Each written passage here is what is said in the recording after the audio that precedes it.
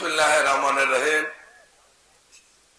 বাংলাদেশ জাতীয়তাবাদী দল BNP Sonakata union কর্তৃক আয়োজিত আজকের এই ধানের শীষের নির্বাচনী পদসভার সম্মানিত সভাপতি অত্র এলাকার বারবার নির্বাচিত স্বনামধন্য চেয়ারম্যান ইউনুস আলী ফরাজি সাহেব, উপস্থিত হয়েছেন আমাদের উপজেলা বিএনপির বিভিন্ন পর্যায়ের নেতৃবৃন্দ, উপজেলার বিভিন্ন অঙ্গ সংগঠনের নেতৃবৃন্দ, ইউনিয়ন বিএনপি, ওয়ার্ড বিএনপি যারা নেতৃবৃন্দ ছিলেন এবং আজকে 12ই ফেব্রুয়ারি নির্বাচনের পরিচালনা কমিটির যারা দায়িত্ব পেয়েছেন সে সকল নেতৃবৃন্দ, উপস্থিত আমার শ্রদ্ধেয় মুরব্বী, ছাত্র যুবক ভাইরা, উপস্থিত মা বোনেরা, সবাই আমার সালাম নিন। আসসালামু আলাইকুম। মাত্র কিছুদিন আগে আমরা একটা সভা করে গিয়েছিলাম এই স্কুলের নিচে। সেই সভায় আপনারা অনেকেই উপস্থিত ছিলেন। তারপর আবার এসেছি এই লাউপাড়া সোনাকাটা এলাকা।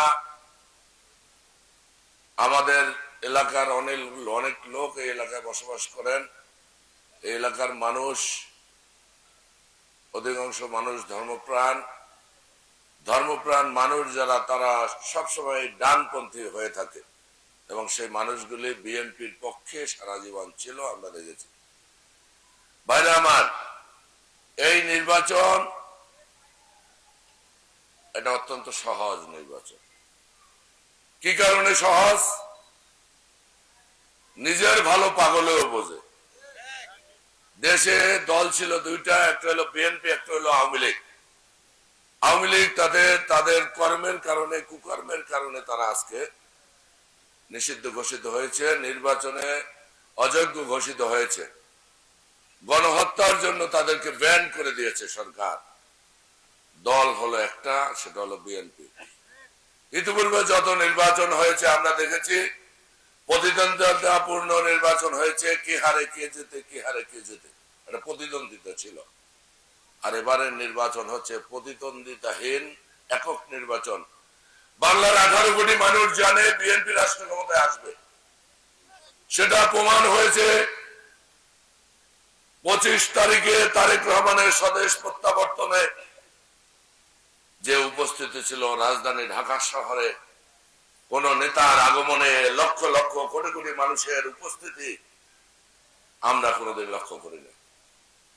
সর্বশেষ গেল মাসের 30 তারিখে বেগম খালেদা জিয়া পরলোক গমন করার পরে খালেদা জিয়ার জানাজায় যে পরিমাণ লোক উপস্থিত হয়েছে, মুসলিম বিশ্বের ইতিহাসে সর্বশ্রেষ্ঠ জানাজা হয়েছে বেগম খালেদা জিয়ার। তারেক রহমানের স্বদেশ প্রত্যাবর্তন, খালেদা জিয়ার জানাজা, এই দুইটায় প্রমাণ হয়ে গিয়েছে 12ই ফেব্রুয়ারির নির্বাচনে বাংলাদেশের 20 কোটি মানুষ কি সিদ্ধান্ত নিয়েছে। অন্য যে দল দুইটা আছে, একটা শাসনতন্ত্র আন্দোলন, যারা ইসলাম কায়েম করতে চায়, কিন্তু তারা জীবনে একটা আসন পায় না 300 আসনের মধ্যে। আরেকটি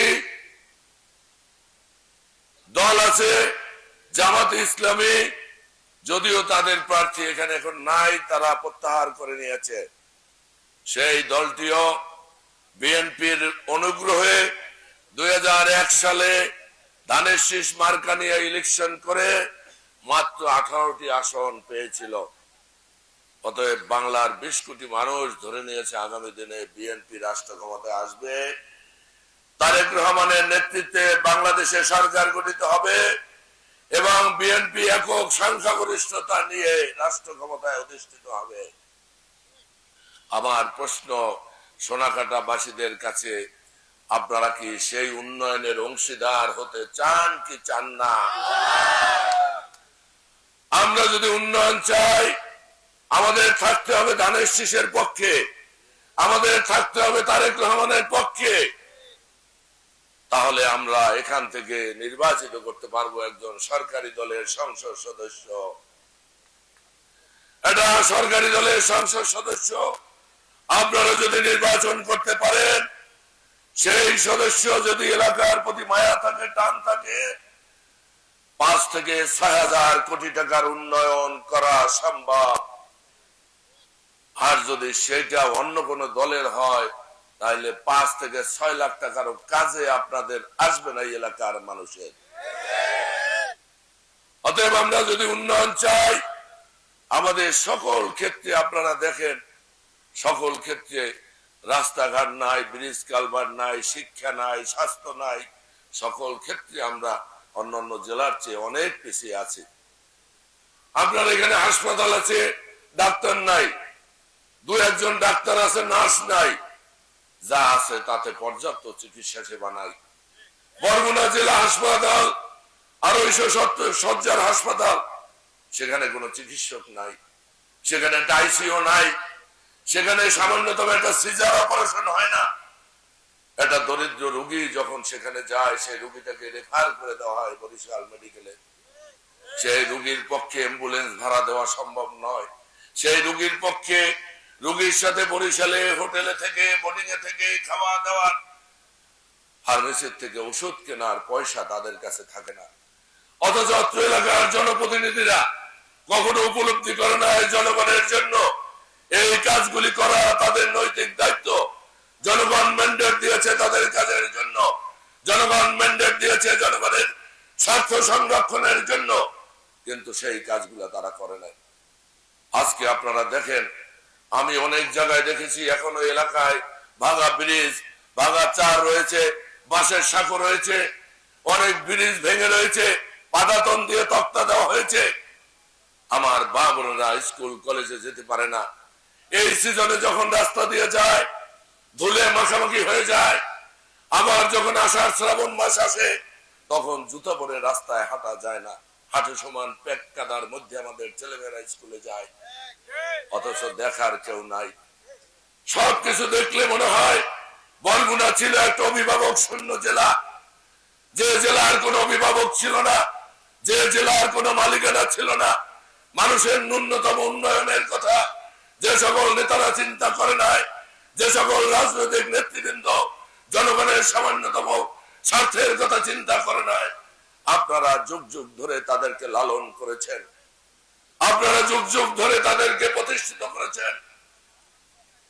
আজকে যারা আপনাদের মাধ্যমে নেতৃত্ব পেয়েছে, শত শত কোটি টাকার মালিক হয়েছে, ঢাকা ফ্ল্যাট কিনেছে, বাড়ি করেছে, হোটেল রেস্টুরেন্ট করেছে, সরকারি জমি দখল করেছে, একরে একরে জমি ক্রয় করেছে, সেই সকল নেতারা আজকে আপনাদের অরক্ষিত রেখে পালিয়েছে। তাদের সন্তান সন্ততি নিয়ে তারা পালিয়েছে তাদের সম্পদ নিয়ে। যারা আপনারা দীর্ঘদিন তাদেরকে নেতা বানিয়েছেন, সম্পদের মালিক বানিয়েছেন, 5ই আগস্টের আগে একটা বারের জন্য চিন্তা করে নাই যে এই লোকগুলিকে আমরা কার হাতে দিয়ে আমরা যাই। কিন্তু তারপরেও আমার নেতৃবৃন্দ, বিএনপির নেতৃবৃন্দ আপনাদের পাহারা দিয়েছে, আপনার সম্পদ রক্ষা করেছে, আপনার উপর অযাচিত কোনো হস্তক্ষেপ না হয় সেই বিষয় দেখেছে। হিন্দু ভাইদের পুজো মণ্ডপ পাহারা দিয়েছে, ব্যবসা প্রতিষ্ঠান পাহারা দিয়েছে, বাড়িঘর পাহারা দিয়েছে আমার নেতৃবৃন্দরা। ভাইরা আমার, আজকে দেখেন সেই আওয়ামী লীগ দেশে নাই, অথচ তাদের যারা আছে 5ই আগস্টের পরে অনেক আতঙ্কে ছিল। তাদের মহাসচিব সেক্রেটারি জেনারেল ওবায়দুল কাদের বলেছিল শেখ হাসিনার যদি পতন হয় তাহলে 48 ঘন্টার মধ্যে 5 লক্ষ নেতাকর্মীকে নিহত করা হবে।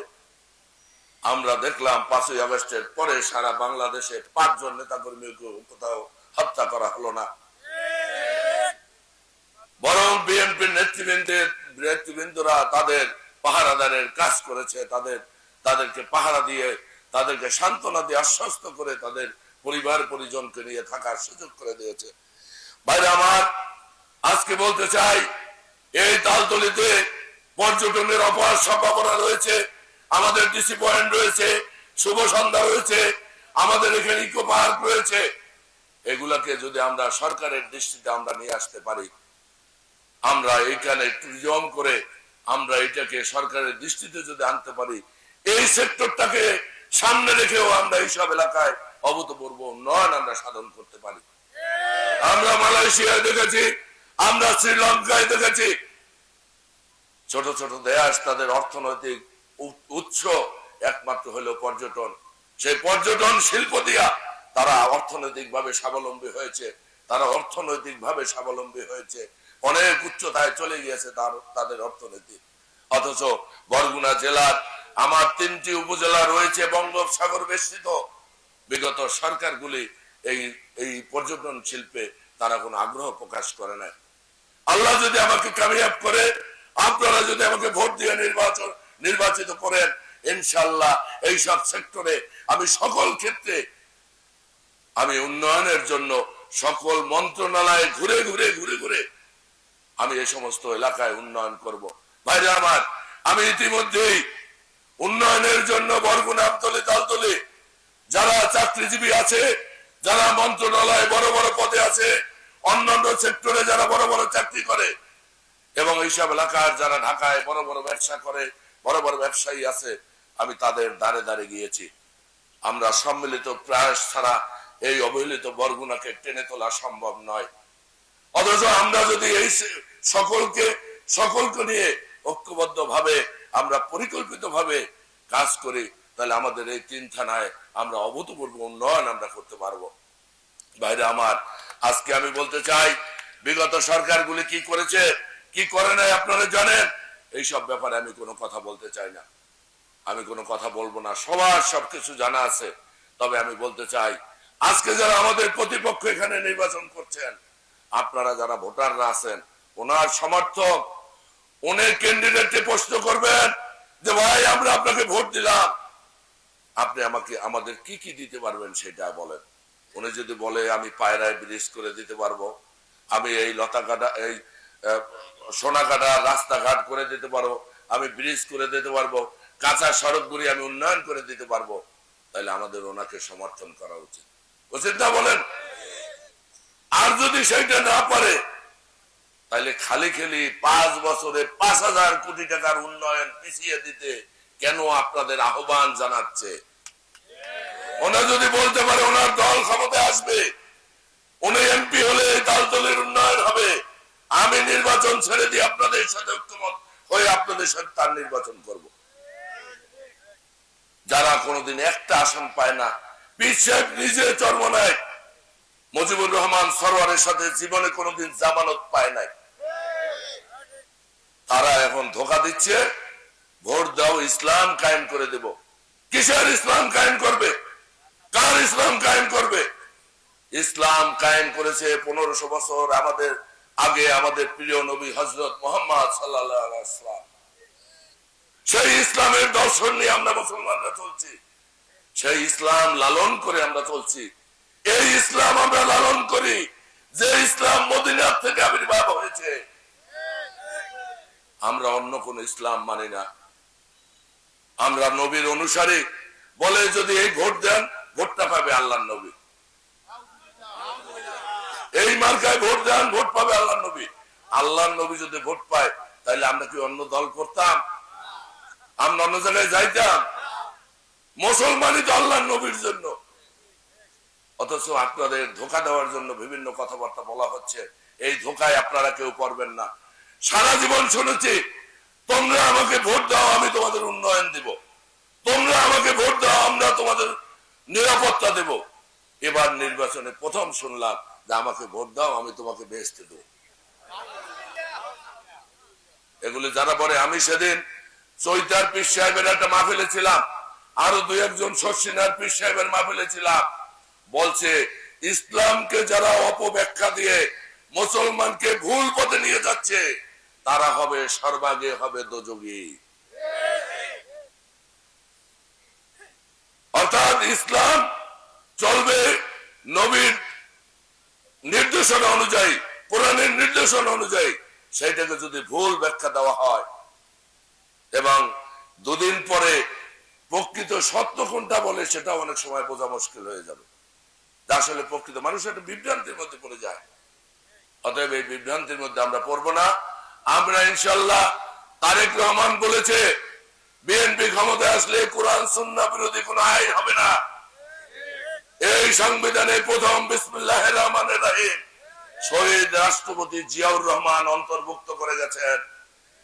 বিএনপি বিএনপির সময় কোনোদিন কোথাও মাহফিল বন্ধ হয় নাই, বিএনপির সময় কোনোদিন উরুস বন্ধ হয় নাই, কোন অনেক পূজা মণ্ডপে আঘাত করা হয় নাই, পূজা মণ্ডপ বন্ধ হয় নাই। বিএনপি এমন একটা দল সর্বদলের সমান স্বাধীনতায় বিশ্বাস করে, সর্বদলের সমান নিরাপত্তায় বিশ্বাস করে। অতএব আমরা এক সমাজে থাকি, আমরা ধর্মে ধর্মে কোনো বিভাজন নাই, যার ধর্ম সে করবে। হিন্দু ভাইদের আমি বলতে চাই, আওয়ামী লীগের সময় আপনারা ভেবেছেন এরাই আমাদের অভিভাবক, প্রকৃত অভিভাবক, কিন্তু সেই অভিভাবকরা আপনাদের ছেড়ে পালিয়েছে। আজকে আমরা আপনাদেরকে আশ্রয় দিয়েছি। ভবিষ্যতে আমি আপনাদের বলতে চাই, সেই আওয়ামী লীগের আমলে যতটা না ভালো ছিলেন, ইনশাআল্লাহ বিএনপি সরকারে আসার পরে আপনারা তার থেকেও কয়েকশো গুণ ভালো থাকবেন, নিরাপদে থাকবেন, সেই নিশ্চয়তা ইনশাআল্লাহ আমরা সবাইকে দেব। বাইরে আমার 12ই ফেব্রুয়ারি নির্বাচনের ভিতর হয়তো আমার এদিকে আর আসা হবে না। বিশাল একটা সমুদ্রের মতো নির্বাচন, 5,20,000 ভোটের নির্বাচন। অনেক ভোটারদের কাছে আমার যাওয়া সম্ভব হবে না। আপনারা এই সোনাকাটাবাসী যারা এখানে উপস্থিত হয়েছেন এবং আপনাদের সকলকে আমি অনুরোধ জানাচ্ছি, আমার পক্ষ থেকে যাদের সাথে আমার দেখা হয় নাই, আপনারা আমার সালাম পৌঁছে দেবেন। সকলকে ধানের শীষে পক্ষে থাকার জন্য বলবেন। ধানের শীষের পক্ষে থাকলে ইনশাআল্লাহ বরগুনা অভূতপূর্ব উন্নয়ন হবে। কাজ করার আমার আগ্রহ আছে, আমি কাজ করতে চাই। এবং আমি আপনাদের দৈনন্দিন যে নিরাপত্তা, মিথ্যা মামলা, ষড়যন্ত্রমূলক হয়রানি, এগুলো আমরা বন্ধ করব। চাঁদাবাজি বন্ধ করব, সন্ত্রাস বন্ধ করব, মাদক বন্ধ করব। এবং এই হাট বাজার নিয়েও অনেক কথা আমি শুনেছি। অবৈধভাবে কোন টোল শুধু এখানে নয়, পুরা তালতলি কোন হাটে বাজারে হবে না, আমি আপনাদের নিশ্চয়তা দিয়ে গেলাম। যদি কোথাও জরিমানা দিতে হয় আমার পকেট থেকে দেব। সাধারণ মানুষ হয়রানি হতে পারে, কষ্ট পেতে পারে, বর্দোয়া দিতে পারে, এরকম কোন কাজ বিএনপি দিয়া হবে না, আমরা হতে দেব না। জনগণের স্বার্থ বিরোধী কোন কাজ এই তালতলিতে হবে না। জনগণের স্বার্থ নষ্ট হয় কোন কাজ হবে না। বিএনপি করতে হলে ভদ্রভাবে করতে হবে, মানুষের উপকার করে করতে হবে, মানুষকে ভালোবেসে করতে হবে, মানুষের বিপদে পাশে থাকতে হবে, তাহলে বিএনপি করা যাবে। আপনাদের একটা জিনিস বোঝা উচিত, আমি একটু সময় নেই যেহেতু করই বেরিয়া একটা প্রোগ্রাম আছে। আপনারা জানেন 91 সালে বেগম খালেদা জিয়া প্রথম রাষ্ট্র ক্ষমতায় আসার পরে স্বৈরাচার বিরোধী আন্দোলন হয়েছে। স্বৈরাচার বিরোধী আন্দোলনে, এরশাদ বিরোধী আন্দোলনে অস্ত্রের ঝনঝনানি ছিল। বেগম খালেদা জিয়া রাষ্ট্র ক্ষমতায় বসে প্রথম অপারেশন ক্লিন হার্ট দিয়েছিল। অপারেশন ক্লিন হার্ট দিয়েছিল। সেই অপারেশন ক্লিন হার্টে অনেক বিএনপির নেতারাও নির্যাতিত হয়েছে। আপনারা জানেন এরপরে এই বেগম খালেদা জিয়া বাংলাদেশে দুর্নীতি বন্ধ করার জন্য দুর্নীতি দমন কমিশন প্রতিষ্ঠা করে গিয়েছিলেন, যাতে বাংলাদেশে কেউ দুর্নীতি করে পার পেয়ে না যায়। এই সমস্ত প্রতিষ্ঠান আজকে র্যাব গঠন করেছিল, র্যাপিড অ্যাকশন ব্যাটালিয়ন। তাৎক্ষণিক কোন ঘটনা ঘটলে সেখানে যেন র্যাব তাৎক্ষণিক ব্যবস্থা গ্রহণ করতে পারে। অতএব বিএনপি আর আওয়ামী লীগ পার্থক্য হলো, একটা হলো লুটেরা শ্রেণী যারা কর্মীদেরকে পর্যাপ্ত পরিমাণ জনগণের সম্পদ লুট করার সুযোগ দেয়, আর বিএনপি হলো জনগণের নিরাপত্তার জন্য সুষ্ঠু নিরাপত্তা এবং সকলের সমান অধিকার নিশ্চিত করার জন্য খালেদা জিয়া কাজ করেছে। আগামী দিনে ইনশাআল্লাহ তারেক রহমানও সেই পথ অনুসরণ করে বাংলাদেশকে পথের দিশা দেখাবে, একটা উন্নত বাংলাদেশ ইনশাআল্লাহ গঠন করবে। ভাইরা আমার, জেলে সম্প্রদায় আছেন আমাদের এলাকায়, অনেক জেলে সম্প্রদায় অনেক গেছে। আমি যে ইউনিয়নের চেয়ারম্যান ছিলাম, আমি একটা ইউনিয়ন 18 বছর চেয়ারম্যানই করেছি, আপনারা জানেন। অত্যন্ত অল্প বয়সে 21 বছর বয়স থেকে আমি চেয়ারম্যানই করেছি, একটানা 18 বছর চেয়ারম্যানই করেছি। আমার ইউনিয়নে অনেক জেলে সম্প্রদায় লোক ছিল, সাগরে গেছে ফেরে নাই, স্ত্রী বিধবা হয়েছে, 2-3 মাসের সন্তান সহ, মা বাবা একমাত্র উপার্জনক্ষম লোক, কিন্তু সরকার থেকে কোনো অনুদান তারা পায় নাই। আমি চোখে যেটা দেখেছি, এসব ব্যাপারে যদি আল্লাহ কামিয়াব করে আমি পার্লামেন্টে কথা বলবো। এই সমস্ত পরিবারগুলোকে কিভাবে পুনর্বাসন করা যায়। আপনার এখানে এখানে মৎস্যজীবীদের এখানে যে একটা অবতরণ কেন্দ্র আছে এটাকে পূর্ণাঙ্গ যাতে করা যায় সেই ব্যাপারে আমরা কাজ করব। এবং ওইখানে যাওয়া যায় না, রাস্তা নাই, রাস্তা নাই, রাস্তা নাই, ভিতরে ট্রাক ঢুকে না। আমি সেদিন গেছিলাম ওই বাজারে, আমি দেখে এসেছি অনেক রাস্তার পাশে ট্রাক পড়ে আছে। এবং আমরা হলে ইনশাল্লাহ রাস্তা আমরা চওড়া করে একদম বাজার পর্যন্ত আমরা ইনশাল্লাহ করে দেবো। আপনাদের সামনে অদা দিয়ে গেলাম। রাখাইন যারা আছেন তাদের জমা জমি অনেকে বৈধ অবৈধ দখলের চেষ্টা করছেন, সেই বিষয়গুলি আমরা নিষ্পত্তি করব। আপনারা এখানে থাকবেন, নিরাপদে থাকবেন, আপনাদের সম্পদ সম্পূর্ণ নিরাপত্তা দেওয়ার দায়িত্ব আমাদের। আপনার যে কোনো সমস্যা আমরা আপনাদের পাশে থেকে ইনশাল্লাহ সহযোগিতা করব। সব কথার শেষ কথা, আপনাদের সকল সমস্যার ভাগিদার হতে চাই আমরা বিএনপির লোক, সকল দুঃখের সাথী হতে চাই, আবার পাশাপাশি আপনাদের সুখেরও সাথী হতে চাই। এই আশাবাদ ব্যক্ত করে সকলকে ধন্যবাদ জানিয়ে